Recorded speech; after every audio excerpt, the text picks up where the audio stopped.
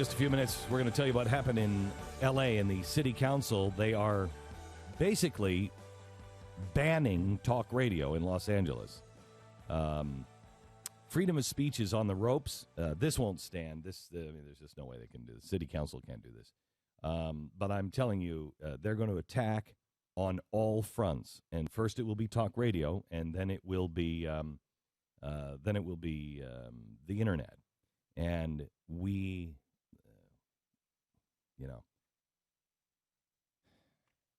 I knew we were standing in the wrong place when we were in New York. I knew when we were at Fox, and I remember saying, a year or so ago, I remember standing with my senior staff in my office, and I had all these televisions on the wall of my office in New York, and I looked up at them and I said, I don't know how, but none of this is going to be available. This is going to burn itself down to the ground. You remember that, Pat? How long ago was that? 18 months ago? Mm-hmm, probably. And talked about freedom of speech and that talk radio was going to be in trouble and everything, and things I didn't really share with you at the time. But I want to be very clear with you now. Just Pat and I have 50 years of experience in radio combined. Never have we seen anything anywhere close. We both were in with the Fairness Doctrine. I remember the Fairness Doctrine. Mm-hmm. I worked under it for years. Never have I seen anything close to this. And you're about to lose your freedom of speech. And it will start with talk radio.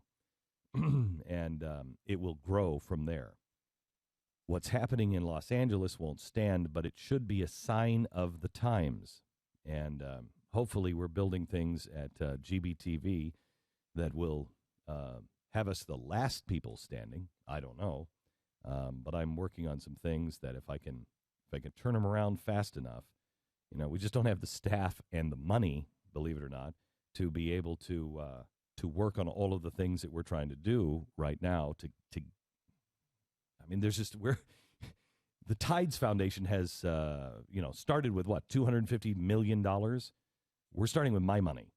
And I don't want any investors. I don't want anybody doing these things on the top level because I'm not going to have somebody muck it up. I'm not going to have somebody who's a coward who's just not going to do it right. But you've got to get this information out. You also have to start paying attention a little bit more than you probably already have because you may be the purveyor of information. And if this is something that you feel is your calling, I would suggest that you buckle down and start to prepare for a life where you are the town crier, if you will. You are the person that is trying to get the information. Because it's remarkable. It's remarkable what is happening now. Yeah, and Los Angeles City Council members one step closer on Wednesday to becoming the first in the nation to adopt a resolution condemning certain types of speech on public airwaves. When they go after the rap industry, then they'll have some credibility. But when you say no music can be misogynistic, no speech can be, that's not what they're saying. They're trying to ensure on-air hosts do not use and promote racist and sexist slurs on radio and other broadcasts. Now, who decides gets to decide what's racist and what's sexist? I think it's racist. This actually started with John and Ken, right, at KFI. These guys are wildly talented, been in radio for a long time, some of the industry leaders. Really, really, I don't know them, but they seem to be really good guys. I think a long time ago they actually filled in on this show. A really long time ago. They have a great reputation. They're professionals. And this all stems from them going on the air, a day or two after Whitney Houston, poor taste. 3 days, I believe. Yeah. 3 days, saying that she was a crack hoe. And they're saying that is racist. I think it's racist to say that you're a crack hoe, that you assume that crack hoes are black. What does that mean? All crack hoes are black? Now, I don't know about the hoe part, but I'm pretty sure on the crack thing, although she did say crack is whack. She certainly had drug issues, though, over the years. She had massive drug issues. Whether it's Look at the pictures she had massive drug issues. Whether it's a sensitive comment to make at that time is a completely different story. You don't turn the ban radio off. speech, though. You could turn to another channel. And Everybody this is knows not this is an excuse. This is an excuse. Just like Russia's comment was an excuse. That's an excuse to go after what you really want to do. And what you really want to do is what Mark Lloyd from the FCC talked about. The glorious revolution, quoting, the glorious revolution of Hugo Chavez in Venezuela. They knew they had to take control of the airwaves and the internet, and so they did. And that's when the glorious revolution happened. That's what the real thing is here. And it's time to be just open and clear, and you have to be open and clear.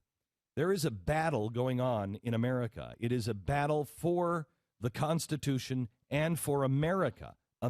Look, guys, last night I did a really important show on GBTV, an hour of explaining phase 2. Phase 1, phase 2, and phase 3 of a revolution. We're now in phase 2. Phase 2 in Hungary lasted, I think, a week. In the Arab Spring, it lasted 3 months. It could last, a year, 5 years. Just whenever it has enough to get the people of the country to scream for the top to come down. That's all is required. If America falls, there is no one to come in and save our butt. You don't want this to go into the third phase. You don't want the top to come down. We're about to have bottom up and crisis in the streets. We're about to see things that we've never seen before.